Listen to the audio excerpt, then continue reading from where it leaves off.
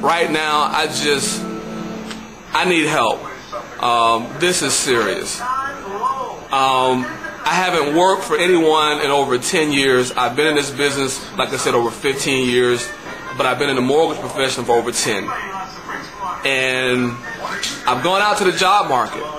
And man, what they want to pay you to work at a job, but you have to do what you have to do. And I've done that. But guess what? I started work, and guess what? The company that I was working for went belly up. How do you like that for a token of gratitude? When you are down in dumps and you're still doing whatever you gotta do to daggum make it, and you still get the raw end of the daggum stick. Now, I'm looking for work, I'm looking for deals, I'm looking for clients, I'm looking for any way that I can save my family, myself, from the ultimate thing that I just don't want to have to go do. I want to be able to live my life and be able to recover and get back on my feet. Right now I'm in a recovery mode. I need help. There is a disaster, a tsunami that is coming about in the financial markets that a lot of people that are in these companies simply just have not admitted to. And the one thing that they've all forgotten is that what about those mortgage professionals that are out there that on 100% commission, no salaries, that brought us deals? How are they doing? Are their doors still open? Are their telephones still ringing? What can we do to help them? Because if they would help us now while the market is upside down, when it turns around, guess what? We still got to take the deals to the lender. So there needs to be a national fund for every daggum deal that closed by a mortgage professional, that the lenders, if in a crisis, that the lenders put so much dollars away into this fund, a national fund, so that if there's a crisis like this, that mortgage professionals can receive income from that fund based on the number of deals that they close. That would be a huge incentive. Currently right now, there is not a national fund anywhere for a mortgage professional that dedicate their life to helping homeowners get into a home. And I know hundreds of people in the business that close lots of deals like myself in the past. I hadn't closed any deals lately, but I used to close a lot of the deals in the past. You know, and I know how to get it done, and I do it right, do what I say I'm going to do, and my clients are happy. But the bottom line is that we don't have a fund. We do all the work, we do all the legwork, we get all the paperwork together, we make sure the client's okay, that they understand what they're doing, and then when a crisis like this, there's no one there to help us, and they're only looking for their self-interest. That is a bad thing. It's a double-edged sword that the lenders are using against mortgage professionals, and it's not right. If you're a mortgage banker out there, or a mortgage lender, or a CEO of a company, you guys need to do something that can encourage brokers to stay in this business, and good brokers stay in this business, and provide quality loan to your lending departments, so that when a crisis does come, that you can ensure that those people are going to stay in that business and continue feeding your system. Because quite frankly, without the mortgage professional or real estate professionals, the mortgage business could not sustain the levels that it was at. You need all of us. Each of us needs all of us in order to make it. So mortgage lenders, consumers, anyone, President Bush, Treasurer Paulson,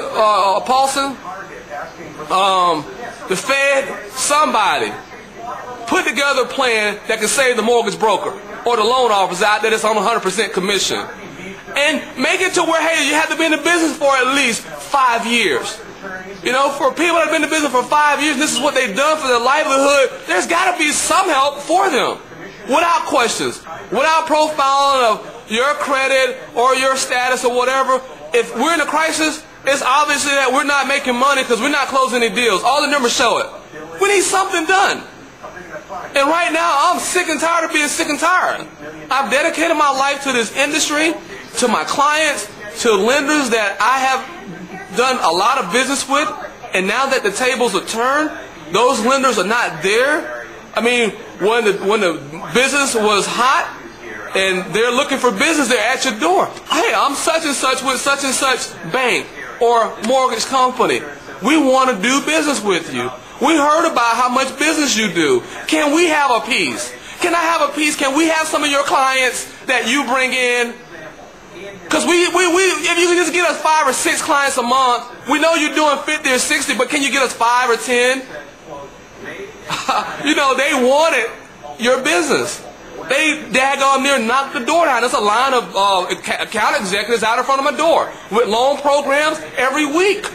Every week there was a new account rep come by our office that talk about new loan programs and says, hey, this is what we can do to sign you up with our account. We got to go through a whole credit process, profile your business, every daggone thing to get qualified. Well, we do all that. Now we're in a crisis. Where are you? Why are you not knocking at my door? I need some help. Because you know what? One hand is supposed to wash the other. Right now, my hands are not being washed the way that they should be. Now, I wash them for 45 seconds. Now, don't get me wrong. I wash my hands for 45 seconds. Okay? But, I mean, you know what I mean. People, can you hear me? Tell somebody about this. I need some help. Can you help me? I need some help. Now what I'm going to do is I'm going to show you a tour of my home and where I'm at. I've had to sell things of mine to stay afloat. I've had to work jobs that I really didn't want to work, but I had to because I have a family. I have to do what I have to do to support my family. I've had to go without food. I've had to be in situations where, because I have an office, and the office is what is producing income for my family and I to live, so I have office expense that I had to pay. So I had to make sacrifices. Office expense over food. Office expense I chose. And bare minimum food for my 3 beautiful kids. And I thank them every single day that they're understanding of what's going on and that we're going to get through this. And that Daddy's going to find a way to make this happen. I've gone without power where it was due for my power. And I didn't make it on time and my power was off. Of course, I got it turned back on. But it's just the hassle of having to go through that because you have to juggle the money around in order to make what's the most important decision. What is it that I need right now? Absolutely most important for me to be able to have my family have somewhat of the necessities of life. You know, when I grew up, my grandfather would say, water, food, clothing, and shelter were the most important things that you need to have. You take care of those things and worry about everything else later when you get in a better situation, if you're at that point. So basically, that's what I had to do. I had to concern myself about food, water, and shelter, and then the ability to continue making income, because 100% of what I earned covered my office expense as well as my home. So you can just imagine how tight it was to be able to support, because I got office telephone, office lease. Of course, I cut those things to the bare daggone minimum. A mortgage payment, 3 kids, you know, going to school, and just imagine all the other things. And I've cut everything to a bare minimum. So I've cut it down from that point, but I'm still in a situation where I need help in order to make it, and I want to make it. And I don't want to be a failure in my kids' eyes, and I don't want my wife to have to go without anymore. And I can't keep getting turned down by the same institutions that I've helped make a lot of money.